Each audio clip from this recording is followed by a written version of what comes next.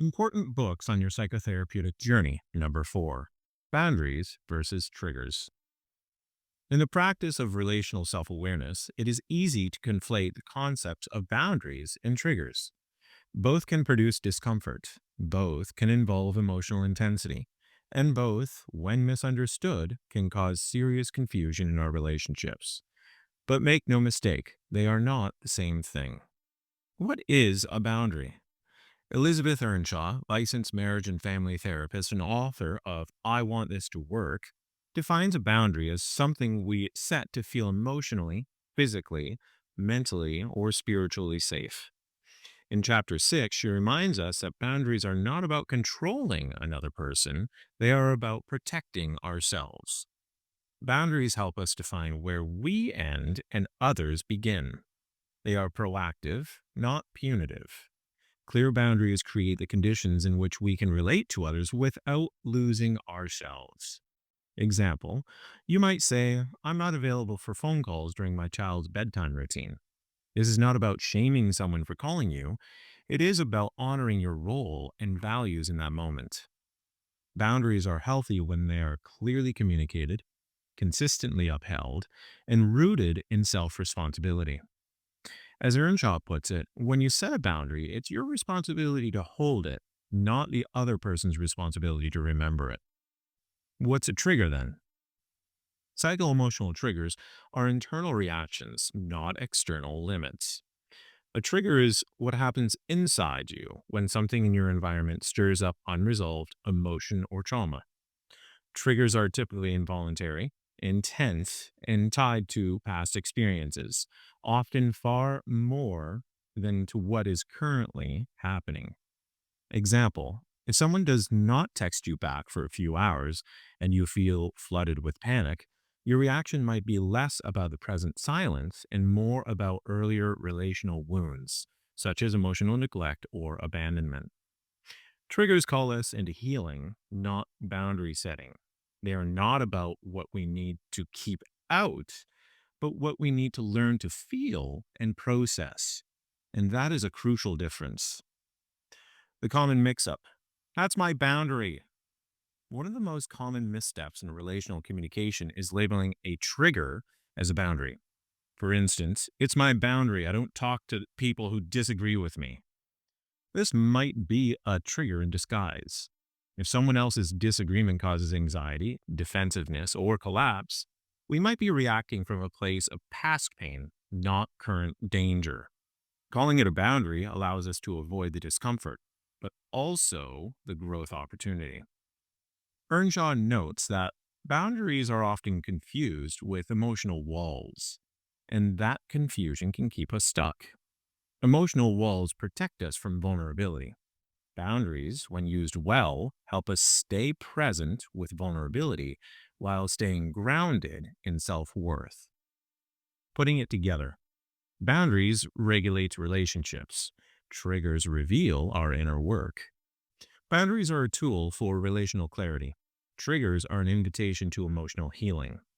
When we can tell the difference, we can take accountability for our own emotional response while still protecting our needs. A boundary might sound like, I'd be happy to talk, but I need to take a break and come back to this conversation in 20 minutes. A trigger might sound like, internally, I feel rejected and unsafe right now, even though nothing explicitly harmful just happened. Learning to pause, reflect, and name what we are experiencing makes it easier to determine whether we need to set a boundary or tend to a trigger. Why this matters in real life. If we treat every trigger like a boundary, we risk isolating ourselves and avoiding growth. If we treat every boundary like a trigger, we may collapse into people pleasing or resentment. Either way, we lose the ability to stay present and connected, both to ourselves and others. By understanding what Earnshaw calls the foundational importance of boundaries, alongside the emotional insight that comes from exploring our triggers, we make room for relationships that are more emotional, functional, and respectfully honest. When triggers in others activate triggers in us. Sometimes we become triggered, be it in response to someone else's actions or someone else becoming triggered by our behaviors. The following reflection is written as a gentle inner dialogue between the present day you, your grounded, capable, compassionate self, and the younger part that's feeling triggered right now. You can read it aloud, you can write your own version, or simply let it settle into your body. Inner dialogue. I've got you now. Adult self, you now. Hey, I see you. You're feeling overwhelmed, confused, and maybe like everything is your fault again.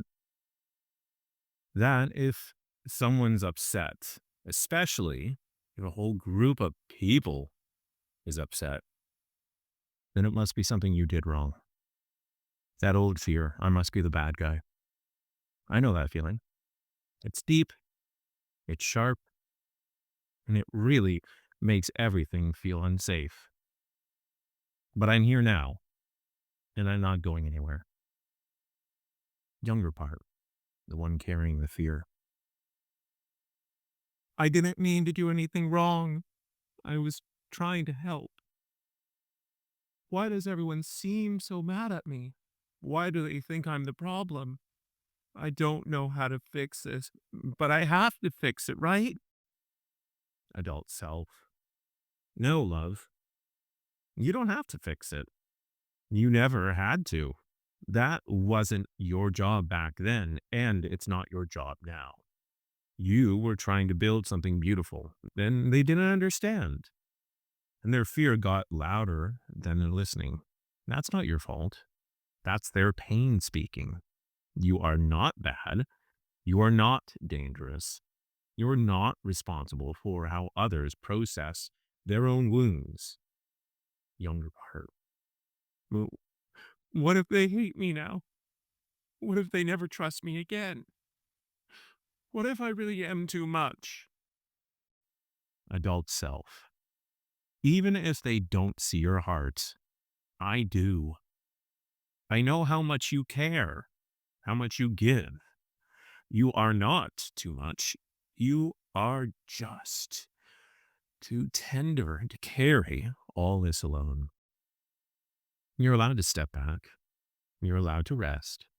And you're allowed to stop proving your worth to people who never looked closely enough to see it in the first place.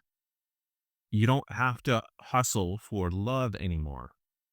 You are loved right now as you are. I've got you. Let it land.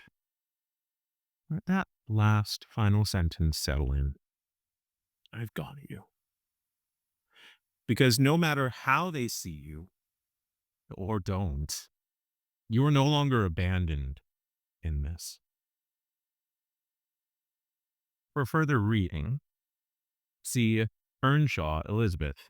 I Want This to Work, an inclusive guide to navigating the most difficult relationship issues we face in the modern age. Chapter 6, Boundaries. Publication date 2021, which can be found at your local bookstore.